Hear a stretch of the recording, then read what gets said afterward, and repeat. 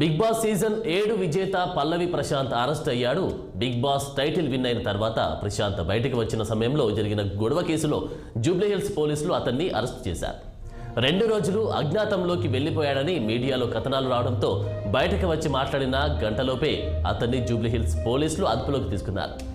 బుధవారం సాయంత్రం ప్రశాంత్ను ఆయన స్వగ్రామం గజ్వెల్ మండలం కొలుగూరులో ఇంటి వద్ద అరెస్టు చేశారు.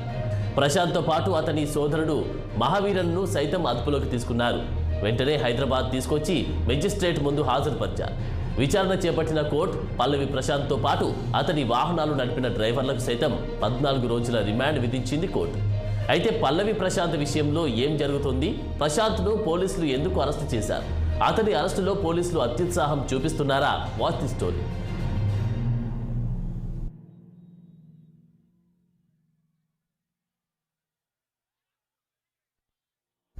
తెలుగు రాష్ట్రాల్లో big boss 7 winner Pallavi Prashanth arrest సంచలనంగా మారింది. అతని అరెస్టుపై 2 రాష్ట్రాల్లో భిన్నాభిప్రాయాలు వ్యక్తమవుతున్నాయి. ప్రశాంత్పై 9 సెక్షన్ల కింద పోలీసులు కేసు నమోదు చేసినట్టు తెలుస్తోంది. ప్రశాంత్ను A1గా చేర్చినట్లు సమాచారం. ఇంతకీ అన్నపూర్ణ స్టూడియో దగ్గర ఏం జరిగిందన్న విషయాన్ని పరిశీలిస్తే అభిమానుల సపోర్ట్తో బిగ్ బాస్ విజేతగా గెలిచిన తర్వాత అన్నపూర్ణ స్టూడియోస్ నుంచి పల్లవి ప్రశాంత్ బయటకు వచ్చారు. అయితే అప్పటికే రన్నరప్ అమర్దీప్ ఫ్యాన్స్, పల్లవి ప్రశాంత్ ఫ్యాన్స్ అక్కడ భారీ సంఖ్యలో గుమిగూడారు. ఈ 2 గ్రూపుల మధ్య గొడవ జరిగే అవకాశం ఉందని గ్రహించిన పోలీసులు సెల్ఫ్ సెక్యూరిటీ ఏర్పాట్లతో లాఠీలు పట్టుకొని హెల్మెట్లు పట్టుకొని స్టూడియో దగ్గరికి వచ్చారు. పల్లవి ప్రశాంత్ బయటికి రాకముందే మరొక రూట్లో ప్రశాంత్ను పంపించాలని నిర్వాహకులకు చెప్పారు. అదే విషయాన్ని ప్రశాంత్కు కూడా చెప్పారు. కానీ ప్రశాంత్ వారు చెప్పింది వినకుండా రోడ్ నెంబర్ 5లోకి వచ్చాడు. దీంతో అప్పటికే అక్కడికి చేరుకున్న కొందరు ఆకతాయిలు గొడవకు దిగారు. రాళ్లతో బిగ్ బాస్ 6లో పాల్గొన్న గీతు రాయల్, ప్రస్తుత సీజన్ కంటెస్టెంట్ అశ్విని కార్లను ధ్వంసం చేశారు. దాంతోపాటు అక్కడున్న 6 ఆర్టీసీ బస్సులు, పోలీస్ వాహనాలపై దాడి చేశారు. అయితే ఎవరి ఫ్యాన్స్ దాడి చేశారో అసలు అర్థం కాని పరిస్థితి ఏర్పడింది.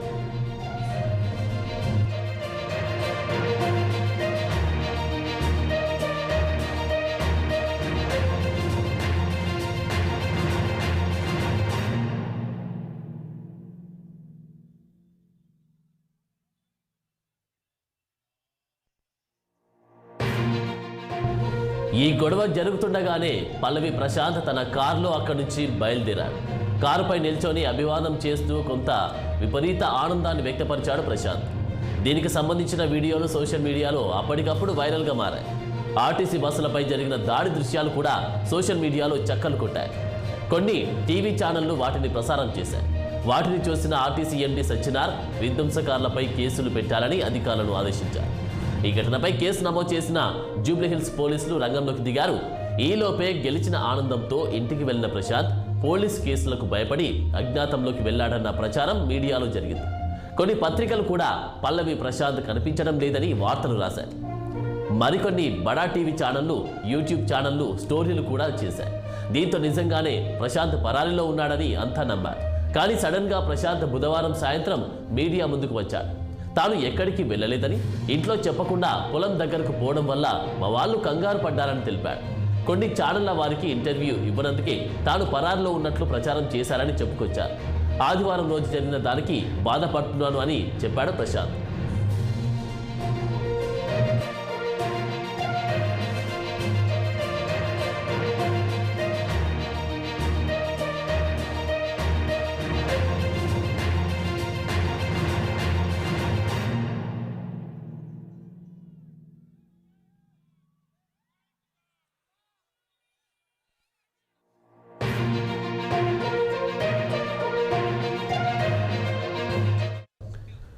పల్లవి ప్రశాంత్ అలా మాట్లాడాడో లేదో అది మీడియాలో టెలికాస్ట్ కాకముందే ఇలా పోలీసులు కొలుగూరుకు వెళ్లారు. వెంటనే ప్రశాంత్తో పాటు అతని సోదరుని అరెస్టు చేసి జూబ్లీహిల్స్కు తీసుకొచ్చారు. ఇది అసలు జరిగిన విషయం. అయితే పల్లవి ప్రశాంత్ అరెస్టుపై తెలుగు రాష్ట్రాల్లో భిన్నాభిప్రాయాలు వ్యక్తమవుతున్నాయి. సామాన్యుడు రైతు బిడ్డ అయిన ప్రశాంత్ బిగ్ బాస్ విన్నర్ అవడం సినీ బడాబాబులకు ఇష్టం లేదని, అన్యాయంగా అతన్ని అరెస్టు చేశారని కొందరు అంటున్నారు. ఇంకొందరు ప్రశాంత్కు గెలుపు పొగరు తలకెక్కిందని, అరెస్టు చేయడం కరెక్టేనని అభిప్రాయాన్ని వ్యక్తపరుస్తున్నారు. అయితే సిపిఐ నారాయణ మాత్రం పల్లవి ప్రశాంత్పై కాదు, బిగ్ బాస్ నడిపే వాళ్లపై కేసు పెట్టాలని అంటున్నారు. ఈ షో వల్ల ఎవరికి లాభం లేదని, కేసులు పెడితే యాంకర్గా చేసిన నాగార్జున పైన, బిగ్ బాస్ యాజమాన్యం పైన కేసులు పెట్టాలన్నారు. రైతు బిడ్డ ప్రశాంత్కు అండగా ఉంటామన్నారు.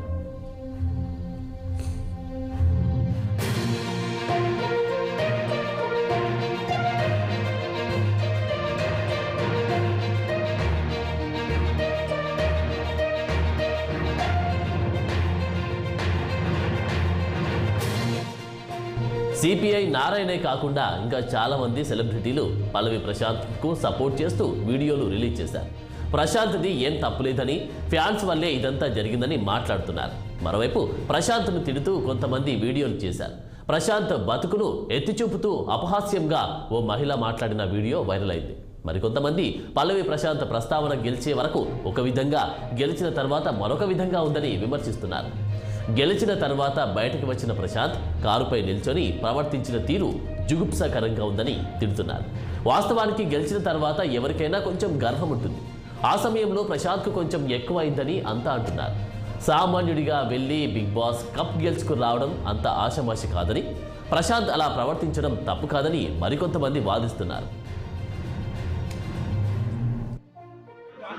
ఈరోజు బిగ్ బాస్ షో ముందు పెద్ద గలబైంది, కుర్రవాళ్ళు కొట్టుకున్నారు. దానికి కేసులు పెడతామని చెప్పి సజ్జన లాంటి వాళ్ళు వచ్చి ఆర్టీసీ బస్సులు చెడగొడతామని కేసులు పెడతా ఉన్నారు. నేను సూటిగా అడిగేది ఏంటంటే, ఆ బిగ్ బాస్ షో అనేది ఒక అరాచకమైనటువంటి షో. దాన్ని పర్మిషన్ ఇవ్వడం కరెక్ట్ కాదు. దానిలో ఏదైనా ప్రైజ్ వచ్చిందని చెప్పేసి ఆ ప్రైజ్ వస్తే వాళ్ళు కొట్లాడుకున్నారని, దాన్ని బస్సులు పగలు కొట్టారని చెప్పేసి ఈ సజ్జన కేసు పెడుతున్నారు. నేను సూటిగా అడుగుతున్నా, మీరు సైబర్ కమిషనర్గా ఉన్నప్పుడు నేనే వచ్చి ఈ బిగ్ బాస్ అనేది ఒక క్రైమ్, ఇది దాని మీద యాక్షన్ తీసుకుని పెడితే 3 రోజులు పెట్టుకొని నేను చేయలేను, మీరు కోర్టుకు పోండి అన్నారు. నేను కింద కోర్టుకు పోతే కింద కోర్టులు కొట్టేసి పై కోర్టుకు పోమన్నారు. పై కోర్టుకు పోతే జిల్లా కోర్టు, రాష్ట్ర కోర్టుకు పోమన్నారు. ఆ విధంగా పోలీస్ డిపార్ట్మెంటు భయపడే, కోర్టులు భయపడే. బిగ్ బాస్ అంత ఆదర్శమైనది, అది అసాంఘికమైన కార్యక్రమం జరుగుతుంది. దానిలో నీచాత్యమైన కార్యక్రమాలు జరుగుతున్నాయి. కేవలం డబ్బుల కోసం కక్కుర్తిపట్టి నాగార్జున లాంటి వాళ్ళు దానికి హ్యాంకర్గా ఉంటున్నారు. బీజేపీ ఒకవైపున మేము హిందూ ధర్మశాస్త్రం అని చెప్పేసి అని మరి మన భారతీయ సంస్కృతి అంటున్నారు. ఇది భారత సంస్కృతిలో భాగమైంది. పాశ్చాత్య దేశాల నుండి తీసుకొని మనకి పెట్టి ఈడ ఒక 100 మందిని తీసుకెళ్ళి ఒక ఇంట్లో పడేసి అది వ్యవసాయ పంపకం తయారు చేసి దాని నుంచి గొడవలు చూసుకొని చేస్తున్నారు. ఇప్పుడు ఏంటంటే ఒక రైతు బట్టను తీసుకొచ్చారు, అది ఒక 40 లక్షల రూపాయలు ప్రైజ్ ఇచ్చారు. అంటే గ్రామీణ ప్రాంతంలో వాళ్ళని కూడా అట్రాక్ట్ చేయడం ద్వారా, పట్టణ ప్రాంతంలో ఉండేటువంటి వాళ్ళంతా ఇప్పుడు సరిగ్గా చూడడంలే, గ్రామీణ ప్రాంతంలో అట్రాక్ట్ చేయాలి. అందువల్ల ఈ రైతు బట్టను తీసుకొచ్చి ఒక ప్రైజ్ ఇచ్చి ఇంటికి ఇచ్చారు, బయట కొట్లాట పెట్టారు, తాము తనుకోసం ఉన్నట్టుగా. ఇది దీనికి అంత కారణం బిగ్ బాస్ షో చేసేటువంటి నాటకం. గ్రామీణ ప్రాంతంలోని ప్రజానీకాన్ని కూడా వ్యూవర్స్గా తీసుకోవడానికి కలిసి కొట్టదప్ప కొట్టు కానీ కాదు. దీన్ని తక్షణం బ్యాన్ చేయించి కోరుతా ఉన్నా. బిగ్ బాస్ లో పాల్గొన్న వాడిపైన కాదు పోలీస్ ప్రతాపం చూపించాల్సింది. బిగ్ బాస్ నిర్వహణ ఎవరు, బిస్మ హ్యాంకర్ ఎవరు, వాళ్ళగా ప్రవోక్ చేసింది. బిగ్ బాస్ మేనేజ్మెంట్ పైన, హ్యాంకర్ నాగార్జున పైన కేసు పెట్టాలి తప్ప ఆ బిగ్ బాస్ లో పాల్గొన్నటువంటి ఒక రైతు బిడ్డని హింసించడం, కేసు పెట్టడం, చివరికి వాడు పరాయి వెళ్ళిపోయాడు, అండర్గ్రౌండ్కి వెళ్ళిపోయాడు. వాడు ఇంకేం భయపడి సూసైడ్ చేసుకుని ఎవరు బాధ్యత చూస్తారు? తక్షణం అతని మీద ఎలాంటి కేసు లేదని చెప్పేసి పోలీస్ డిపార్ట్మెంట్ పబ్లిక్ గా ప్రకటించాలి. తర్వాత బిగ్ బాస్ నిర్వాహకుల పైన, నాగార్జున పైన కేసు పెట్టాలని నేను డిమాండ్ చేస్తున్నాను. ఆ అబ్బాయికి పొరపాటు ఏమైనా జరిగితే మాత్రం పోలీసులు బాధ్యత వహించాల్సి వస్తుంది. అబ్బాయి కూడా అప్పీల్ చేస్తున్నా, మీరు సిపి ఆఫీస్కి వచ్చేసేయండి, మీకేం భయం లేదు, మేము చూసుకుంటాం.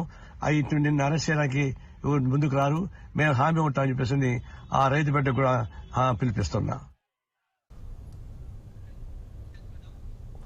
ఇవన్నీ పక్కన పెడితే పోలీసుల వర్షన్ వేరేలా ఉన్నట్లు తెలుస్తోంది. ప్రశాంత్ను రోడ్ నెంబర్ 5 పైకి రావద్దని చెప్పినా వినకుండా వచ్చాడని, అందుకే గొడవ జరిగిందని అంటున్నారు. అదిగాక ప్రశాంత్ కొంచెం రెచ్చగొట్టేలా ప్రవర్తించాడని కూడా చెబుతున్నారు.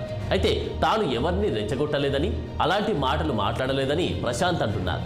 ఈ కేసులో ప్రశాంత్ను A1గా చేర్చారన్న దానిపై నెటిజన్లు విమర్శలు గుప్పిస్తున్నారు. చేసిన వ్యక్తి ప్రధాన నిందితుడు అవుతాడని, కానీ ప్రశాంత్ ఎలా A1 అయ్యాడని విమర్శలు గుప్పిస్తున్నారు. అంతేకాదు ప్రశాంత్ బయటికి వెళ్లి తన దారిన తాను వెళ్లిపోతే అతన్ని ఎలా అరెస్టు చేస్తారని ప్రశ్నిస్తున్నారు. బస్సులు, పోలీసు వాహనాలతో 2 మహిళా నటులపై దాడి చేసేలా ప్రోత్సహించిన వారిపై ఎందుకు విడిచిపెట్టారని దుయ్యబడుతున్నారు.